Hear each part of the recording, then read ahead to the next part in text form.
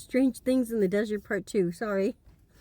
Okay, so anyway, there was cars that were abandoned or open. I mean, all the doors and everything were open. There was trash. These creatures are freaking going. And then her and I, we both see a bigger one with no hair, had no hair, white skin, big eyes. I mean, they all had big eyes, and he had these hands like this, and he's at the bottom on the ground, and there's a huge opening in the wood under the house, and he's holding on to the side of the walls, and he's going like this, like that, and it looks like he wants to lunge, right? And he's just doing it, but he's moving in a weird way, but he's doing like this, and they're not taking an eye off us, and we're like, go, go, go, and freaking idiot, he pulls up to the fire pit, right? And he shuts off the car, and we're like, no, what did you do? Oh my God.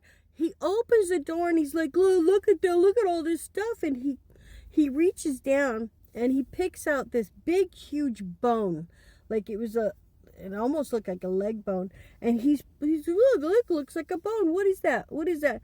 It looks like it was a dog, like somebody cooked a dog, and we're like freaking out, and so she turns, and I'm like, get in the car, and she turns and she reaches over and she tries to grab his jacket, and as she's grabbing his jacket to pull him in, because he's not paying attention to anything but all this really neat stuff on the ground, and so she grabs him, and when she does, he turns and he looks and he sees this thing like this, and he goes, oh shit, and he gets in the car, and it was just like in the movies. I swear to God, he goes to start the thing, and it's not starting, and it's not, oh my gosh. And so I'm beating the back of the freaking headrest, going, start, and she's screaming, she's crying, and all this stuff, and he gets it going, and we tear out of there. And we went, we just kept going. We pull over far away, and it was just silence. Like, you could hear our hearts beating in the silence of the car. That's how frightening it was. And we talked about it, and we just could not figure out what the hell that was. What will we look like? What was it? I have no idea. But that was one of the more frightening things that happened in the desert. We would see lights like off in the distance, and there's nothing out there. Military bases over here, the other one's over there. You could go out past, I think it was past 178 or something like that, or 188, and you could sit on the floor, on the ground, on the street, where there was nothing. There's a lot of things there now. Now you can't do that. Now there's lights from the houses, and there's cameras. Everybody's got a camera on everybody. But back in the day, there was nothing. So you saw everything, and there was all these lights. This one light that would come down, and it would just kind of go like around like that, and then it would just shoot up, and sometimes we thought people like, are you on drugs? No. Sometimes we thought the lights were following us. Now I tend to think maybe it was. I don't know. But I'm telling you, there was this one time I was living in a trailer park. Okay, this was way back in the day. I live in homes now, but there's nothing wrong with it. I was living in this trailer park, and I had the very front trailer, and it had this huge tree with this gigantic tree house that the person before left. And you could get up the tree house from this rope ladder, and the door was cut so you could open it, and then when you're up there you can shut it down. So I'm sitting on the front porch. It was a nice night, and I'm sitting there having a cup of tea, and I hear something. So I look up in the treehouse, and here's this little head pops up. I'm like, what the heck? And then this other head pops up, and I'm like, hey, what are you doing up in my kid's treehouse? Get down. And they refuse to come down.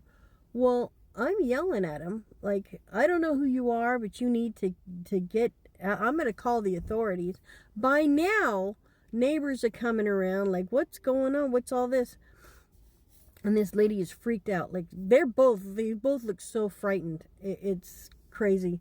And so I said, I'm going to call the authorities if you don't come down out of my son's treehouse.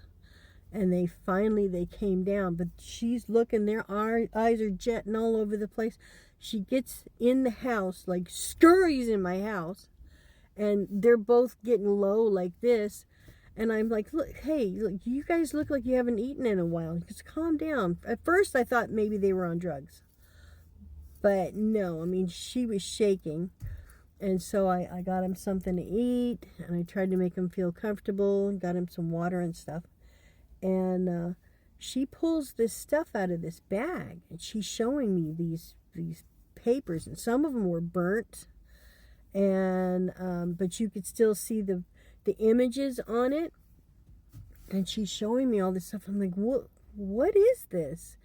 And she said, you know, there's this place off Beryl Springs Road, and these 3 concrete things and buildings, and I said, I know it well because I went down there once, and I was actually looking to see if the property was for sale or what was going on. And the second I got down there, this big black truck came, and this big ranger or whatever he was with a gun pointed at me, said, get off the property. I'm like, I'm so sorry, I just want, and I left. And she goes, well, the same thing happened to us, but it was worse because we were actually inside the buildings. They didn't see us, and so we were inside. And she goes, and I, being the theorist that I am, conspiracy theorist, she goes, I went and I saw this, and I'm like, this has got to be important, and I took it. I'm like, oh my gosh, you took that stuff from there? And she goes, yeah. And she says, and they started coming down, and I heard them, and my husband and I, we just booked it, man. We booked it. And she goes, and everywhere we go, it's like a unmarked vehicle, or this, the dark windows, or this, something will show up. And she says, I'm freaking out. And I said, I'm like an idiot. Why don't you just give it back? And she looked at me like, are you insane? So I said, I made her lunch, and I said, well, don't do anything now.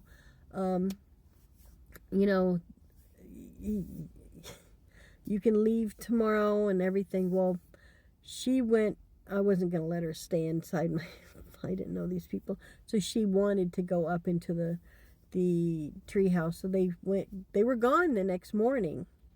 And I'll be damned if I go out there and a friend of mine's like, dude, did you see that video? Like, where this mobile home park is, there's nothing. There's no trees. There's no trees. There's no things. There's one road, but you can see everything's so flat. You can see all the way around. And there's a truck, a black truck with its tinted windows at the end facing my unit. And so I got out there. I walked up to the truck, and the second I knocked on the window, like, hey, can I help you? It took off. I was like, maybe she's not so crazy after all. Anyway, those are just a couple stories. Story time.